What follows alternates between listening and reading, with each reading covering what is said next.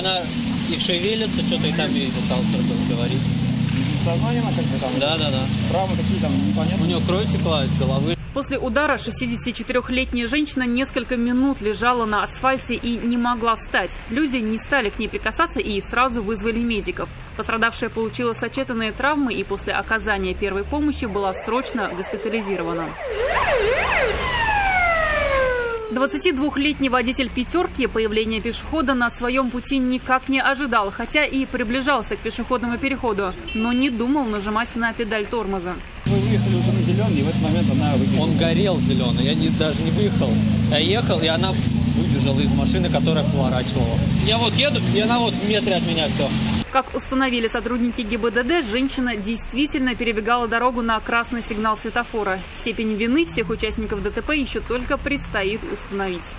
Наталья Мезина, Айрат Насипов, Константин Бушуев, вызов 112.